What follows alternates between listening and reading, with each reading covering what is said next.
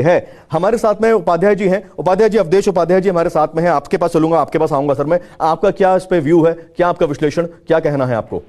जी बिल्कुल गौरव जी, आवाज आ रही है मेरी आपको? बिल्कुल आ रही है जी। देखिए गौरव जी, जैसे अभी इन्होंने पवन शर्मा जी ने बताया, इनकी बात का जवाब मैं दूंगा कि पहले मैं अपनी बात कहूं कि जिस प्रकार से ये प्रदर्शन हो रहा है, केंद्र सरकार पूर्ण रूप से हमारे देश के खिलाड़ियों के प्रति संवेदनशील है और संवेदनशीलता के साथ निपटने की कोशिश कर रही है, क्योंकि मामला भी कोर्ट में है। आपको भी पता है, जब कोई सी कोर्ट में चली जाती है तो प्रक्रिया बन जाती है, उसके आधार पर ही कार्रवाई की जाती है। मानेंगे बात, नहीं मानेंगे?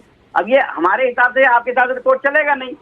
दूसरी बात, देखिए, जब किसी आंदोलन या प्रदर्शन का राजनीतिकरण हो जाए तो वो आंदोलन प्रदर्शन नहीं रहता, वो फिर एक राजनीतिक अखाड़ा हो जाता है, और वो भी ऐसे लोगों का राजनीतिक अखाड़ा जो किसी ना किसी भ्रष्टाचार में लिप्त हैं, चाहे कोई ईडी की गिरफ्त में हो, चाहे कोई आपका जो 45 करोड़ का शीश महल है उसमें लिप्त हो, या किसी न किसी तरह के भ्रष्टाचार में लिप्त है, उन लोगों का वो राजनीतिक अखाड़ा बन चुका है, जिसकी वजह से उस प्रदर्शन की जो विश्वसनीयता थी वो पूरी तरह से समाप्त हो चुकी है। अब ये बात कह रहे थे पवन शर्मा जी कि बेटियों की बात कर रहे थे कि बेटी बचाओ बेटी पढ़ाओ की बात कर रहे थे कि मोदी जी फोटो खिंचवा रहे थे। अरे भाई, एक बात बताइए, यहाँ जो बैठे हुए हैं पहलवान, वो तो चलो प्रदर्शन कर रहे हैं, लेकिन एक तरफ जो उत्तर प्रदेश में है, बिहार में है, वहां के पहलवान तो तारीफ कर रहे हैं केंद्र सरकार की, मोदी सरकार की। और कुछ पहलवानों ने तो ये भी कहा है कि यहाँ पर जो ये प्रदर्शन हो रहा है ये राजनीति है एक तरह से। अब आप उन पहलवानों को क्या कहोगे पवन शर्मा जी?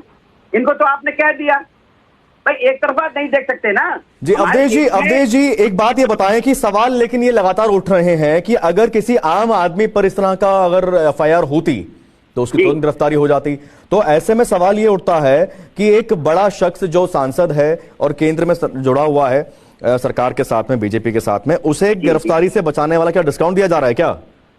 देखिए गौरव जी, कोई नहीं बचा रहा। मैं बताऊं आपको, केस कोर्ट में है। दूसरा, जो भारतीय ओलंपिक संघ है, उन्होंने एक टीम बनाई हुई है 7 लोगों की, वो भी अपनी जांच कर रही है। ठीक है, कोई भी कार्रवाई होती है, कोई भी संवैधानिक कार्रवाई किसी को की जाती है, चाहे आम आदमी हो या कोई नेता हो या कोई भी हो, उसके ऊपर एक संवैधानिक तरीके से ही कार्रवाई की जाती है। ठीक है, चलिए मैं पवन जी के पास चलूंगा।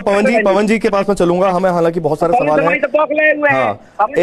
देखिए, ये मैं आपको पहले मैं आपको ये चीज समझा दूं कि सवाल ये लगातार उठ रहे हैं कि एफआईआर हो गई और 24 घंटे के अंदर गिरफ्तारी हो जाती है, क्यों नहीं हुई। तो देखिए, पॉक्सो एक्ट की जो ये पूरा है ना, ये क्या कहता है, ये पूरा मेरे पास में यहां पर है। मैं आपको सबको पढ़ के सुना देता हूं और समझा देता हूं।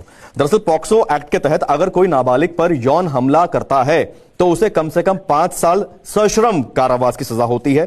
इस सजा को 7 साल तक के लिए भी बढ़ाया जा सकता है। उस पर जुर्माना भी लगाया जा सकता है, या जुर्माना और सजा एक साथ भी हो सकती है। यह एक गैर जमानती अपराध है, लेकिन भारतीय दंड संहिता